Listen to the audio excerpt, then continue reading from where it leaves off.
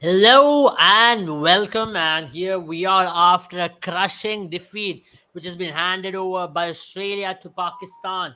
And not just that, Australia have been on a roll right now after their second win in a row, and this is certainly a statement win against Pakistan. Now, what do we talk about today's game? This was classic Pakistan, dropping Warner for a dolly, and after that, dropping Warner again once he was past his 100. Mitchell Marsh, him being handed out a birthday present by Pakistani bowlers. Haris Rauf, just going out like a bowling machine. I think bowling machine would have been more effective than what Haris Rauf did today. And it was just Australian openers who crushed Pakistan. And maybe someone thought Pakistan was there in the chase at some time, but never. I would say after 6 wickets, maybe you really felt the game was getting closer when Rizwan and Iftikhar was batting. Even when Nawaz was batting for that matter after 6 wickets, I really thought the game was on. But it wasn't. It wasn't to be. It wasn't to be. I thought Australia were 40 runs short as well at some stage, but the Australian bowling, though it was not the best today, they still managed it. They still managed to do it so by sheer brilliant captaincy, striking at the right intervals. Sandeepani with me, Sandeepani, what a game for Australia. I mean, this certainly means Pakistan are exposed on all fronts. Yeah, I think we spoke about it in the preview as well, and I think whatever we spoke about, I think most of it has come true.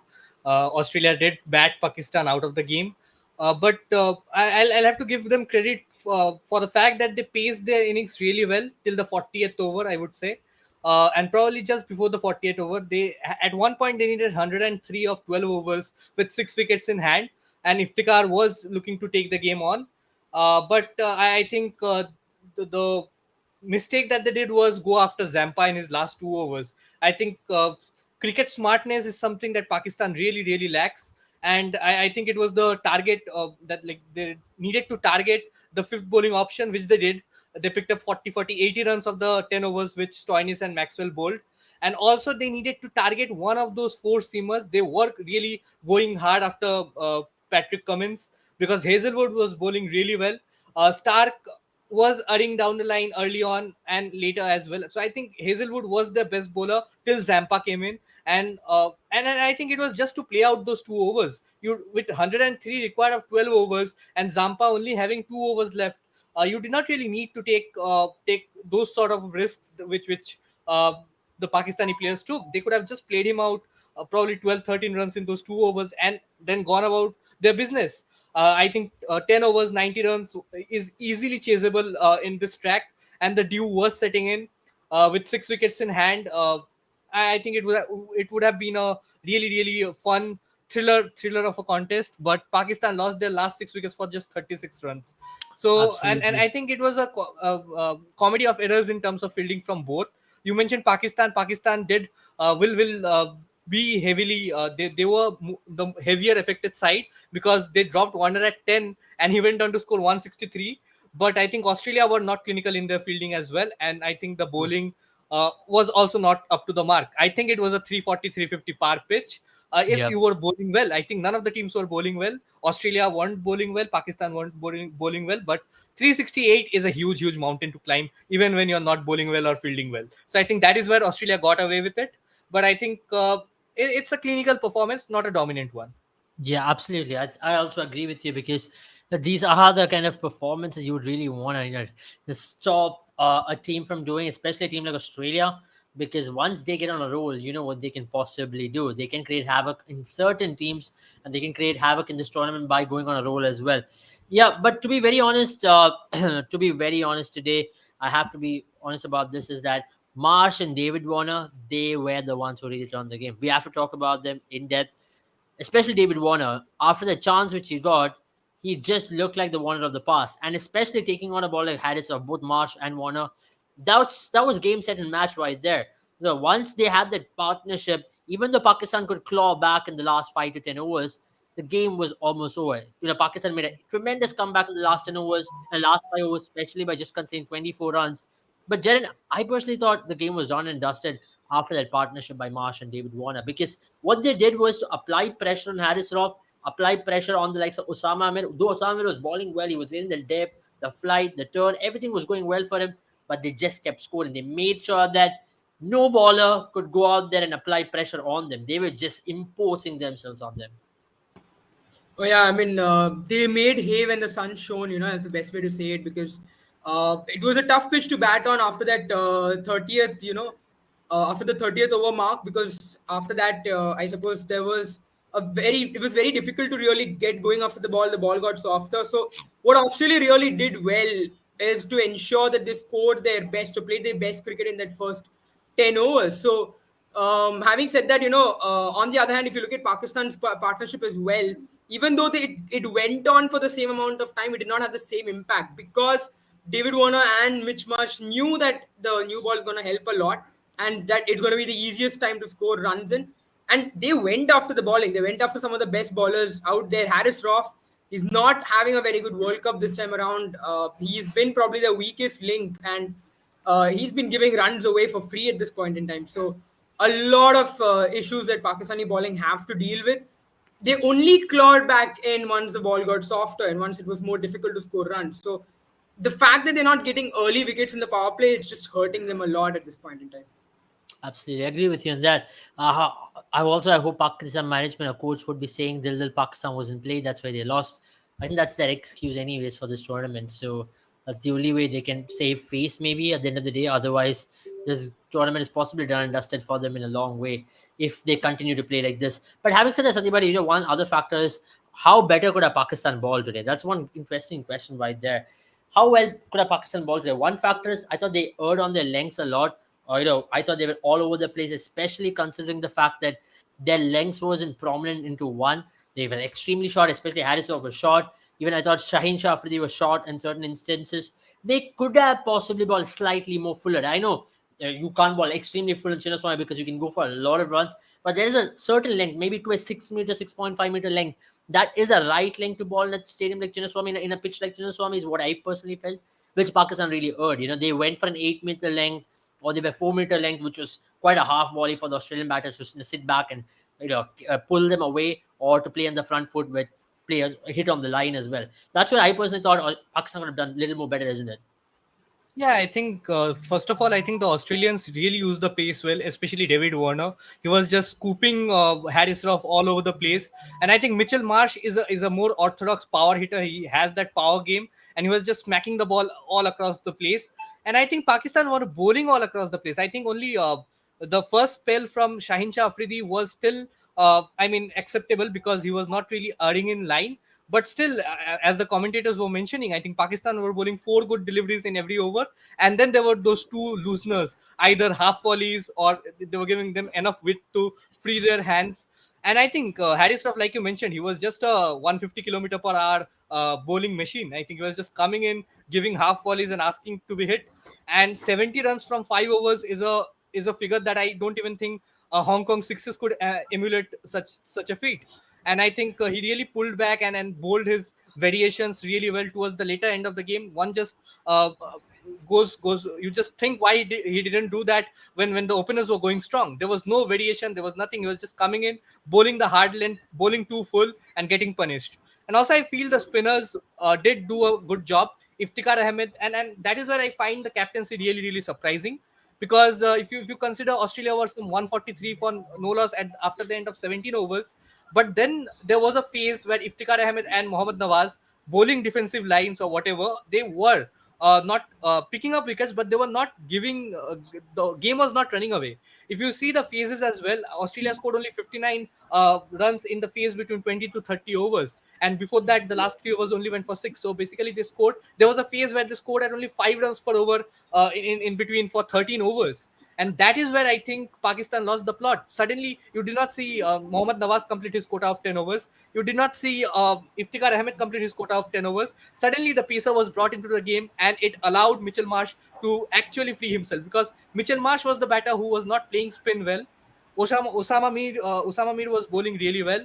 You also felt that Iftikhar Ahmed and Mohammad Rizwan were really cramping Mitchell Marsh for space, and they were not giving him the pace to play with. And that is something which Mitchell Marsh absolutely loves. And you saw the moment Hassan Ali came back, the moment Harris Ruff came back for the second spells, Mitchell Marsh just went about it, and that 20-30 runs is the difference I think that Pakistan could have made if they would have persisted with the spinners. Yeah, And it's really surprising captaincy from me, according to me, because I feel Babar Azam is a very unorthodox captain, because you feel that the bowlers who are bowling well should get their quota of 10 overs. He goes by intuition. You see a player who has gone for 70 runs of 5 overs. He still persisted with him at the death because he did not have the option, because he did not bowl his spinners in the time when they needed to bowl. So I yeah, think he's miscalculating something, or there has been some sort of error, because I think the spinners bowl really well. Especially, I know Usama Mir traveled for 82 runs of 9 overs, but he is that one bowler which I feel could do a great job. And on his day, I think he could have had figures of 52 for 4 or 55 for 4 like a Zampa, because I think he bowled really well. He was getting the giving the ball flight, but I think just the consistency factor. One or two balls every over, he was pitching it too full to Warner or pitching it too short to Warner, either getting smacked over deep mid wicket or getting driven past covers. So I think that I is where agree. Pakistan went wrong. Absolutely. Which teams are playing tomorrow? I think it's South Africa versus England in the afternoon, and Netherlands versus Sri Lanka in the morning. So it's a double header tomorrow. I believe everyone in the Pak team will be cursing Osama Mir. I mean, that catch, we often talk about Pakistan and their fielding, but I still think after the catch was dropped, their body language is very low today. Pakistan just looked extremely jaded, and those things really matter in a game like this. After having a crushing defeat against India, you'd want to set your body language right, especially in a must-win game for them. I think these losses could come back to hurt them for their qualification into semi-finals. You can't afford to lose games on a bounce, and if you start losing, and if you get into that losing momentum, this could come to bite back. And especially they are going to be playing Afghanistan and South Africa in a pitch like Chennai, which is going to be so much more different, and where they're going to be tested with leg spin a lot more than what they were today. So that's what is worrying me about Pakistan. Australia, mates, is what Priyanka says. Due to the openers match result came on Australia's side, difference was them only in both the sides. But let's talk about Pakistan's batting as well, right? I personally felt there was a lot of selfishness from the openers. Though Abdullah Shafiq and Imam, it was great for the stats and the scoreboard that they were 100 runs partnership that they had put on. Imamullah trying to score those boundary every now and then. Abdullah Shafiq trying to walk down. But that's not something which you would want to do in a 360 chase. You would want to kill the game out, but at least trying to score a 20 over 150 or 160 odd, because that could have been the difference. With 180 balls, 210, 208 is a different game in comparison to 25 overs, 200 and 210. Because in 50 overs, chasing anything in excess of 9 runs per over, 8 runs per over in the last 20 is always going to be a tough task in a 50 over game in comparison to what you talk about a T20 game when you have new ball, your power play, or whatnot you have. But Jen, I personally think that was a difference. Today the openers being slightly more selfish in terms of they scored runs well and good, but they did not have the impact that they should have. Oh yeah, I mean absolutely. I think that the score was chaseable, especially when you consider the fact that Pakistan were in a position of power where they're not even lost a wicket and they'd scored 150 odd runs. But the issue, I mean, they'd lost just a wicket and they scored 150 odd runs. But the issue was by the time Babar Azam came on to bat, right, you needed him to start scoring at 7-8 runs per over, and that's not the kind of batter that either Babar Azam or Rizwan are. And that's where if you look at the partnership between David Warner and the partnership between David Warner and Mitch Marsh, and compare it to Shafiq and Imamul Haq, you see that I think that was the period where Pakistan should have looked to score runs, because if you look at Australian bowling, right, Josh Hazlewood, Mitch Stark, they did not get it right. They were bowling pretty much on the legs or way too wide. And while I agree that they did that both the batters did capitalize on bad balls, but sometimes when you're chasing these kind of scores, you need to utilize those bad balls and then put pressure. Basically enforce errors rather than wait for the bowlers to make errors, because the kind of bowling that Australia has, that they'll get their line and length right at least. Probably they'll make mistakes for the first 3-4 overs, but they're bound to start correcting it. So it's about putting that pressure on them. And you felt, even when they're not lost a wicket, that Pat Cummins did feel like, okay, this match is just about one more wicket. And that's exactly what it was. The same thing happened with India as well, wasn't it? Where Pakistan did not lose a lot of wickets, but it came to a point where they now had to go after the bowling, and that meant a little bit of a few dots here and there, and suddenly Pakistan had to look for the boundary ball. Same thing Absolutely. happened again, because Babar Azam came in where you probably expect him to come in at a position of comfort, but I think they were probably the run rate was probably 2 to 3 points less than what it should have been. I think it should have been at least 7.5 runs per over by the end of the 20th over. maybe it's a lot to ask from this Pakistan batting lineup, but that's the brand of cricket that every country is playing right now, and Pakistan is still stuck in the past, and that's going to hurt them a lot right now because Absolutely. obviously on tracks like Bangalore, you're going to expect such scores. I think 267 was pretty much a par score because Australia kind of missed out by 40 runs the way Mm, they were playing. And their middle absolutely. order collapse and the fact that someone like Steve Smith, Labuschagne, and Glenn Maxwell did not capitalize today is the reason why they ended up at 267. But from there on, you just felt like Pakistan put too much pressure on their middle order to really emulate what Australia's batting order couldn't do. Absolutely. And even, Sriman, even if you look at this worm chart, right, you could really see Australia's game was something which they always tried to catch up. It was a catch up game from Pakistan. Though you felt like in situation 9 runs per over, 8 runs per over, can Pakistan do it? It was all ifs and buts. There was no point where you really felt like, yeah, Pakistan were on par or they were above Australia in that chase. Even if you look at Australia's, the way in which they scored, they did score a lot of runs in their first three phases. That's where they really imposed that game. The last phase, obviously, we did speak about it, where they lost a lot of wickets in cluster, where the pitch did get slowed down. But if you look at Pakistan as well, where they could have possibly imposed in the second last phase, they were always catching up to Australia there, and they were losing wickets as well to add to that. Even though Australia lost wickets, but that was in the last phase. But Pakistan in the middle phase losing wickets there, and the last phase just crumbling for 33 in the last 5 overs. That was just something which was uncalled for from Pakistan as well. Because if they would have played at Zampa, as you said, maybe they would have had a better chance to go after Mitchell Stark, who was not looking in good rhythm, or they could have gone after someone like Patrick Cummins, who was not really looking good today as well. They still could have gone for a lot of runs. You still felt Yeah. there was Pakistan in the stage at any point of stage, or it was all Australia throughout? When you're chasing a target as big as 368, even if no matter how flat the pitch is, one wicket here and there, and you can put a lot of pressure on the opposition. And they did not have the luxury of having a Shadab Khan at number 7 as well. There was Usama Mir at number 8, and I feel he's an inferior batter as compared to Shadab Khan. So they were going in with Mohammad Nawaz coming in at number 7, which is not they were not really batting deep. So I think there were two approaches that they could have taken. One, go really hard at the top and expect a Babar Azam and Rizwan to play a 7 runs, 8 runs per over innings, which they obviously prefer, or probably that is their topmost limit that they can go at. 8 runs per over is something that I don't see them going accelerating beyond that up to a certain point. So I think they just chose the more conservative approach, where they thought that if they keep wickets in hand, they can get the job done towards the later end. And if you see the worm chart, they were quite close to the Australia's total. Say at the 38 after the 38 overs point, there was a difference of only 15 to 20 runs. But Australia did not have a very good last phase. So only if Pakistan could really capitalize on that situation, Iftikhar Ahmed and Mohammad Rizwan could have got that partnership going on. There are lots of ifs and buts, but if you are chasing 368, there will be lots of ifs and buts, and you have to bank on your power hitters to do the job for you. Having said that, I think this is what we spoke about in the morning as well, in our preview. That I think probably if you score more than 340 or 350, and if the Yeah, opposition has a good bowling lineup, I think it is beyond Pakistan's reach, because the kind of players that they have. You spoke about probably Imamul Haq or Abdullah Shafiq being a little selfish about their game and getting their stats right, getting the 100 partnership. But I think that's just their game.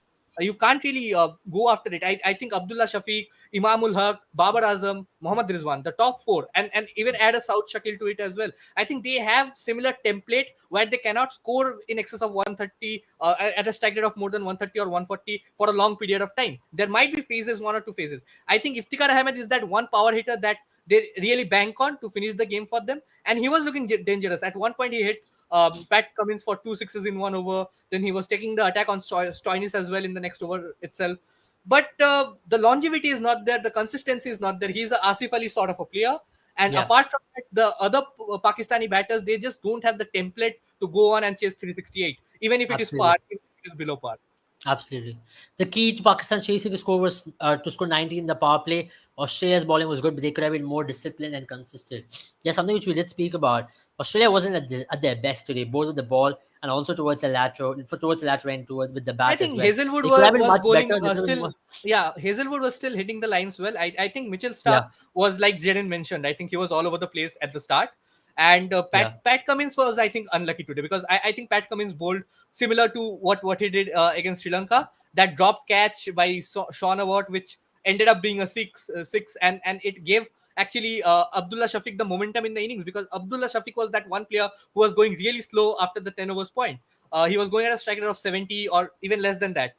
It was Imamul Haq who was trying to go at a strike rate of more than 100, somewhere between 110 to 120. Yeah. But that drop catch actually got Abdullah Shafiq going in the innings. So if the catch would have been taken, I don't see Pakistan even going on to make 300, to be honest, because Absolutely. Babar Azam couldn't have really caught up with the template of chasing a 368 against Australia. That is where I think Absolutely. Australia batted themselves to a win. Even though they really faltered towards the back end, I think it was, if this is the sort of middle order that we are going to expect from Australia, I think what Maxwell did coming in at number 3 was absolutely childish. I think if this is the cricket brains that he has after playing for so many years, and the experience that he has, I think it's just foolish of him to just go after Shaheen Afridi in the first ball that he plays.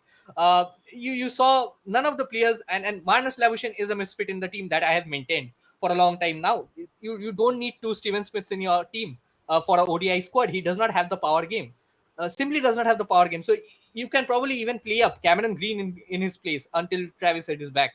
So Australia couldn't really capitalize on the start. I totally agree with Jaden and you that 400 was what Australia should have reached after the start that they got. It was an absolute waste of start. But then again, Pakistan, I mean, 368 was way beyond Pakistan's reach. Absolutely, I agree with you, because 368 in any ground, let it be Chinnaswamy, let it be any small ground, in a 50-over match is a daunting task. You have to be at your absolute best. It was a record chase, which was ahead of Pakistan. It was not a Sri Lankan bowling attack to sit there and give you loose deliveries and to be less penetrative. But let's talk about one big factor which Australia had to do was Adam Zampa. We don't give him enough credit. I think the last two games, he's really clawed back his way, and it's really shown Australia that when he performs, Australia does much better. And if you look at the last two wins, there is a factor which you need to consider with there's Adam Zampa. And now that Adam Zampa is back in form, Australia's chances into the semi-final becomes even more potent, isn't it, Jared?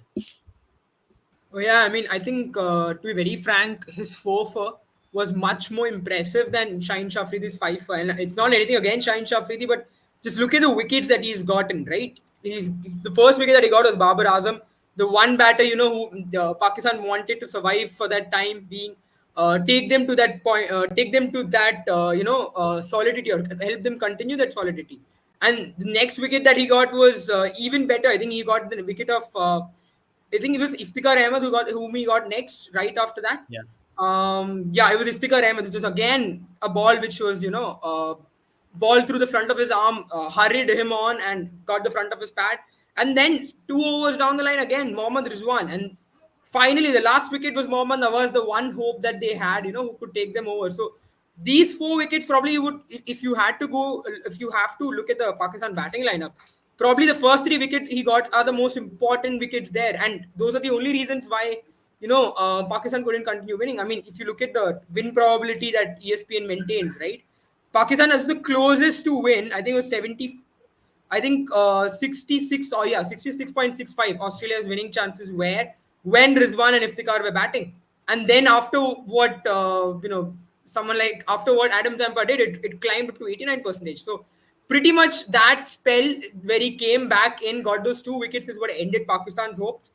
But you would also have to say that it is not a good sign when you're not able to play an Adam Zampa on a pitch where there was not a lot of turn. I think Adam Zampa, he got his wickets mostly because he was varying the pace and batters were quick to jump on the back foot. I think that's one thing about Adam Zampa, right? He balls a very deceptive length where you feel like it's right there for you to play him on the back foot, but when he balls it quicker delivery, just skids through and it doesn't turn as much. So he usually beats you like a left armer's this mode of dismissal, right? Where he makes you play for the one that turns. That's usually how Adam Zampa gets his wickets against right-handers. But I think overall you would have to say that a lot of those dismissals were very much not being able to read the line and length, and not really because he was turning the ball. So I think a lot of it has to be aimed at Pakistan, because I think today I would still say that Pakistan's batting is the reason why they lost the game, because they ended up making a lot of mistakes. The way they made mistakes against someone like Marcus Stoinis, someone like I think they should have probably even ended up losing in a much worse way if Australia had taken their catches. So Yeah, absolutely. I think in many ways you have to say that it's No, time I for think Pakistan to go also back it to the was traditional.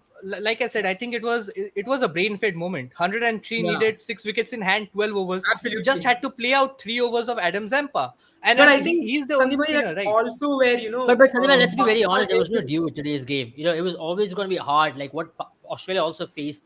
You saw the ball was not really coming onto the bat in the last 5 overs or last 7 overs. It was really stopping after Pakistan lost 3 to 4 wickets. Though Shaheen was trying to swing the bat, the ball wasn't really coming onto the bat. You knew But it was that. still, But I I think think, it was still yeah. easier to bat in the second innings. See, Abel, You that's. could I see. think you also have to consider the fact that Australia was looking for a 400, while Pakistan generally needed 103 of 72 balls. I mean, that's not that difficult. I know it was not as flat as a Chinnaswamy Stadium usually is. I know there was not much, there wasn't a lot of dew available, but it is not like it But wasn't doable with 8.5 six runs per wickets in over is hand. easily chaseable in this day Absolutely. and age. When you are I scoring think 360 is the six par. wickets in hand, 72 balls left, 103 runs to chase. Wasn't that impossible? I think one of the reasons why Pakistan lost today is also because of their batting depth. That is one huge factor that they're struggling with. I think if you look at it, right, once Rizwan or Babar is dismissed, so you sometimes feel that the Pakistani batters don't have the maturity really to play out a 72 or 60 ball match. Iftikhar probably is one more player, but then he's got a lot of technical deficiencies. He's not someone who can rotate the strike. He's someone I who can think go he's after the he's ball. the new Asif Ali. I think he's just a replacement Yeah, for Asif yeah. Ali. I think He'll just come in probably and hit 5 to two, ten three percent sixes and better get than out. Asif Ali. But Probably. yeah, he still struggles in that same line, same vein. Asif Shadab Ali Khan couldn't as well. even I know bash a the lot of people. minnows. He can at least Yeah, bash the minnows. I know a lot of people saying that Shadab Khan is a huge miss, but I won't be No. surprised if Shadab Khan would have played a similar shot and gotten out because No, I he's not personally looked think like the batter it he's was. been. It's not the batting depth, to be honest. In these kind of chases, you can't really expect the batting depth to come and save you.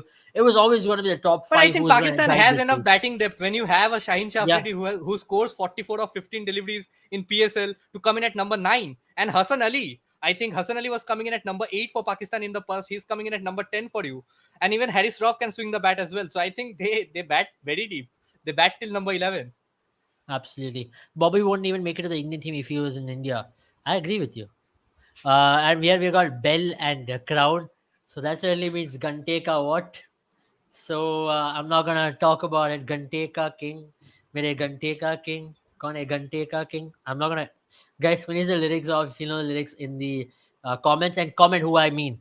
Who is the Gante ka king? Who do you think is the Gante ka king? Comment down in the chat, please. Chat. Where are you, chat? Come I on, think bring Rizwan it up is in the now the chat. leading run scorer in the tournament right now. Who's the Gantika King, guys? Comment down in the chat. It's an absolute contest. If you give the right answer, you're getting a boomer coin for sure. Let's go, let's go, let's go. Put in the chat, guys. Who's the Gantika King? So yeah, before that, let's head into that. Let's head into the Pakistan team as well, right? Now it's a different game for them. They're going to be playing Afghanistan, South Africa back to back in Chennai. Different pitch, no batting surface. If the Chennai pitch is going to hold and turn, it could be a 50-50 contest in both of these games. Maybe you can give them the edge over South Africa because South Africa might just crumble under spinning conditions. But Pakistan also do not have the best of spinning lineup to stop a South African team. But But I would Afghanistan want with Usama Rashid Mir to Mujib, play forward as well because I think Usama Mir, of what we saw, I think he has the courage to really at least bowl some attacking lines because I think Shadab was just flat. He was just trying to be defensive and go at 5-6 runs per over. That is what even Mohammad Nawaz did today. So I think those are not real spinners. Mohammad Nawaz. Well, Shadab is a better spinner than Mohammad Nawaz. I don't consider Mohammad Nawaz as a spinner, but I think Iftikhar Ahmed is a better spinner than Mohammad Nawaz as well. So I don't really know. I think just if Mohammad Nawaz's place in the team is Iftikhar not at this point justified. in time, I think is a prime spinner for Pakistan. He's the best spinner from He's the Pakistan at Maxwell of this point in time. Pakistan in terms of bowling. Yeah. absolutely. Absolutely. I'll just give it to you for that. But let's talk about the next two games. How important is going to be for Pakistan to now get back in winning ways? Two back-to-back losses. Now coming up against Afghanistan, where it's always going to be a KG game with Afghanistan. You never know which side of the game will go. I know that Pakistan has had the wood over Afghanistan in the recent past, but after having two continuous losses, it's not the right time to walk into a game like that after having not good history with the two sides. So first of all, let me start with Pakistan's current scenario. I think Pakistan are 2 wins out of 4, and they still have to play New Zealand, England, and South Africa. So I think they have just won against Netherlands and Sri Lanka, two of the teams which are not. I mean, in contention for the top 6 or top 4 spot. So I think it's going to be a big challenge ahead for Pakistan, and I think Australia, on that instance, they have already got the better of two teams that they could have feared, probably, because now they don't have to deal with the India, they don't have to deal with Pakistan anymore. So they just have New Zealand, against whom Australia has a very good record against New Zealand, mind you, in World Cup events. So Yeah. if what statistics is what we have to believe, and momentum is what we have to believe, I think Australia are at a much favorable position right now. And Yeah, suddenly the tides have turned, and I think Pakistan are really staring at a bottom of the table finish. I don't see them making it to absolutely. the playoffs if they play like this. Yeah, this is something which they did not really want, and that's exactly what is happening. You expect Pakistan to win the first two games, and you all saw Pakistan could possibly collapse against the big boys, and that's what's happening. And if they go at this rate, it's going to be a tough tournament for them going ahead. As you mentioned, South Africa, you never know what South Africa are getting. Afghanistan, as Joshua rightly mentioned, if Afghanistan wants to win, they have to bat first. If Afghanistan bats first and scores an excess of 250, 216, that Chennai wicket, anything can possibly happen there. L in the chat for Park, L, and there's Ganteka King there as well. So that's how Pakistan has been. You, I mean, at any point, do you ever think like Pakistan could overturn this game? Because for me, that catch stop was a clear sign as to where Pakistan was going down. I thought after they clawed their way back in the last 5 overs, possibly there was a hint. Maybe they should have used momentum to their favor, which they did not. And the last thing which I really want to say is the usage of the bowlers. As Sandimani rightly mentioned, somewhere down the line, they might just go back and think, okay, should we really need to play a Harris off every game? Because Harris off, though he can pick up wickets in the death overs, he's not a strike bowler. Do they want to bring in someone like a Mohammad Wasim Jr. going ahead? Because I know he's maybe as effective as a Harris off and maybe less effective, but at least he will not go at this rate like the way how Harris off is going. Oh, I don't know about that, Abel, because remember the practice games, Mohammad Wasim Jr. was traveling in the same rate. So at this point in time, I think only thing that Pakistan can genuinely do is just pray and hope that Harris Rauf finds a way to stop giving runs away like this, because he just seems to not find his way at this point in time. Just seems like he's really forgotten how to ball, because, and that's frankly what I can say. I think it was good to see though that towards the end he came back with those 3 wickets. I think him combining with Shaheen Shafridi in that last few overs is the reason why they ended up at 367. But still a long way to go. I mean, to be a class bowler, you need to be able to find ways to defend, or at least not give away so many runs on a flat track. And at this point in time, people are looking at Harris Rauf and seeing a weak link, not something that you expected from Harris Rauf, because he's a class bowler after all, because he's someone who can get you wickets out of nowhere. He's gotten that ability to, the knack to get wickets in the middle overs. I think it's just a bad phase for him, and it's coinciding with the fact that Pakistan is also not playing that well. I think someone in the comments had mentioned that they're really missing a Naseem Shah, because Yeah, I think they're missing a second bowler to aid someone like Shaheen Shafridi. At this point in time, Shaheen Shafridi might bowl well, but because the batter is able to settle down on the other end, it's just becoming that much more easier to go after Shaheen Shafridi once the batters are settled. So they've missed a lot, Naseem Shah, because he's someone who can come in and ball with the new ball, and not just help Shaheen Shafridi, but also get you wickets in the power play. And not being able to get wickets in the power play, we saw that against India, we saw that against Australia as well. That is a huge factor that they're hurting, because that is, I think this bowling 10 overs is something they rely heavily on, because their batters are not going to be taking risks early on. Pakistan is the only major nation, if I'm not wrong, which did not hit a 6 in the power play. Every other team has in this World Cup. So they don't like to attack in the power play with the bat, something which is expected. But if they don't get wickets early on, then the opposition scores something about 350, 330, and they most often than not find themselves unable to chase it, regardless, because that's how their batting is. Sandimani is right. Most of their batters play that same kind of game. You won't expect a 345 every day. I think if there are two batters who do it, it's probably Rizwan and Iftikhar. But then with them also, especially with Iftikhar, you don't know when, it's like a ticking time bomb. You don't know when he's going to get dismissed. So that's absolutely. pretty much what it is for them right now. Yeah, Australia likely to get into the semi-finals. Matches like the Netherlands, Afghanistan, Bangladesh still to come, and that's a good point because they can possibly get on a roll. And Australia's had a good record against New Zealand. Australia might be the favourites against Netherlands for sure. And Afghanistan and Bangladesh, until unless there's something drastic happens, Australia can Yeah, I get mean, on I a roll think and be in good those form. matches where England and South Africa were upset. I mean, upsetted by Afghanistan and Netherlands. That really has opened the door for Australia because now it just seems like whatever Australia lost, they lost to bigger teams, but the other teams have also lost. So that means it is somewhere in parity, and therefore Australia's game against England and against New Zealand is going to be the most important games of this World Cup at this point in Yeah. time. At least. Yeah, they play back to back as well. One in Dharamshala, then they go to Lucknow. I think Lucknow or Mumbai to play England. So that's going to be an interesting one. I think I think Australia will tandem. be I think eyeing at the they're result of tomorrow's game as well. I think tomorrow the game between England versus South Africa is going to be a very, very important clash from Australia's Yeah, point of view as well. If somehow South Africa can get the better of England and England with 1 win out of 4, I think then Australia and South Africa will be in prime position to make it with some of the easier opponents next.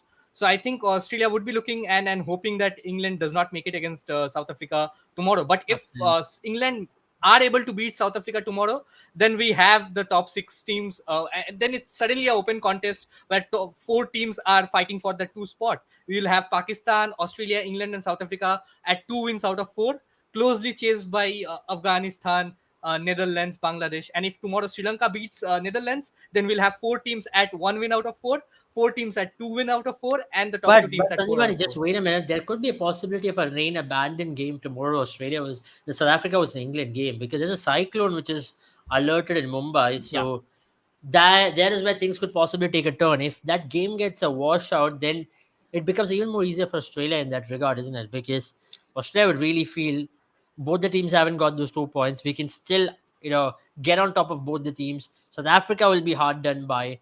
England will be hard done by them because then they both are put in a position of real bother, especially England for that matter. Even if you say Yeah, not South Africa, a washout England will will, be in will serious trouble after probably that. yeah, a washout will probably be bad for England because they wouldn't want to be at a situation where they have only 3 points after 4 games. And they would be chasing, they would be at number 6 then if they have 3 points out of 4 games. And their path ahead isn't going to be easy because they still have to face Australia, they still have to face India, and there can be another upset. You never know with Netherlands coming in and facing England, because in the T20 format we have seen Netherlands upset England in the World Cups of 2009 and 2014. And this Netherlands ODI side will be on a high if they can somehow get the better of Sri Lanka tomorrow as well. They will also be on 4 points out of 4 games. So you never know. Absolutely. Yeah, that is where things could get really, really interesting. But that's about it from us from tonight. If you guys love this video, do not forget to share and subscribe to our channel. And also like this video so we can bring more of these videos in the coming days. And also remember to check out our app, Boomer 11. You can check it out on Apple App Store and Google Play Store. It's for absolutely free, of course, to download and play. And remember that you can check out our premium contest as well. You can enter our shop, purchase some goodies, and then enter into our premium contest with Boomer coins, where you can win a lot of prizes. And remember, you can check out our predictor feature where you can sit and predict how many runs will be scored for tomorrow's 2 games, which is on offer in World Cup. And you can win prizes there as well for absolutely free, of course. Thank you once again for joining. Thank you, Sandipani and Jiren. No, I Have think a good night, all of I'll you. just to end, I'll say something about Babar Azam haters, because I think there are lots of there. But today I think Steven Smith scored 7 runs, Marnus Labuschagne scored 8 runs, so 15. If you add their scores, and Babar Azam won by 3 runs against Steven Smith as Oh, well yes. as Let's go. Marnus Labuschagne. Bobby Best Badshaw in the better. world. Good, Bobby good. better. Bobby better. Good Bobby night, guys. better. This is why Babar Azam is the greatest batter in the world. That's best batter in the galaxy.